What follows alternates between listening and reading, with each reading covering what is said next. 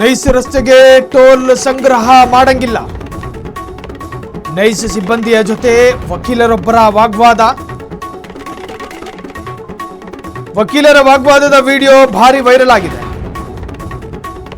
ನಾನು ಟೋಲ್ ಕಟ್ಟಲ್ಲವೆಂದ ವಕೀಲ, toll ಕಟ್ಟಲೇಬೇಕೆಂದ nice ಅಧಿಕಾರಿ.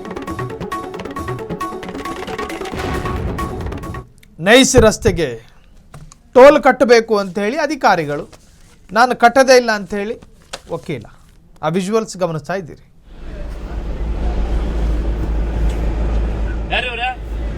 ಮುರಿದಾಕ್ಬಿಡ್ತೀನಿ ಈಗ ನಾನು, ತೆಗಿ ಅಂತ ಹೇಳ್ತಾರದು. ತೆಗಿತೀಯಲ್ಲ, ಮುರಿದಾಕ್ಲಾ ಯಾರಂತ ನಮಗೆ ಗೊತ್ತಲ್ಲ.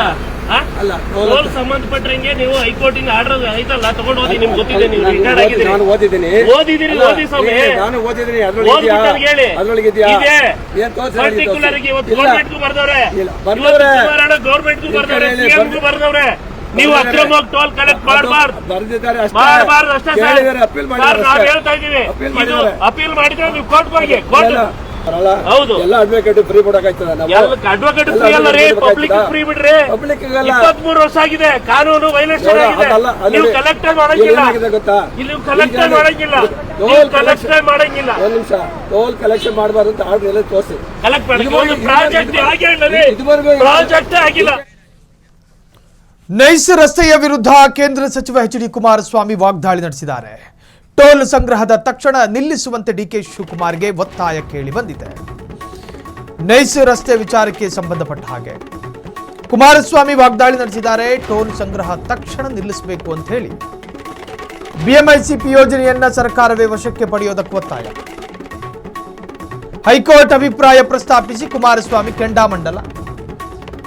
ಇದು ರಾಜ್ಯದ ಅತಿದೊಡ್ಡ ಹಗರಣವೆಂದು ಹೈಕೋರ್ಟ್ ಅಭಿಪ್ರಾಯ. ಆಗಸ್ಟ್ 15ನೇ ತಾರೀಕು ಸಿಎಂಗೆ ಎಚ್ಡಿಕೆಯಿಂದ ಅಧಿಕೃತ ಪತ್ರ. 1996ರ MOU ನಂತರ ಸರ್ಕಾರಗಳು ಮಾರ್ಪಾಡುಗಳಿಗೆ ಅವಕಾಶ. ಸರ್ಕಾರದ ಜೊತೆ ಅಧಿಕಾರಿಗಳನ್ನ ಸಂಸ್ಥೆ ದುರ್ಬಳಕೆ ಮಾಡಿಕೊಂಡಿದೆ. ನ್ಯಾಯಾಲಯಕ್ಕೆ ತಪ್ಪು ಹಾಗೂ ನಕಲಿ ದಾಖಲೆ ಸಲ್ಲಿಕೆ ಆರೋಪ. ದೇಶದಲ್ಲಿ ಇಷ್ಟೊಂದು ಕೋರ್ಟ್ ಕೇಸ್ ಎದುರಿಸಿದ ಬೇರೆ ಸಂಸ್ಥೆ ಇಲ್ಲ. 30 ವರ್ಷ ಕಳೆದರೂ ಕೇವಲ 111 ಕಿಲೋಮೀಟರ್ ಕಾಮಗಾರಿ ಮಾತ್ರ ಪೂರ್ಣ.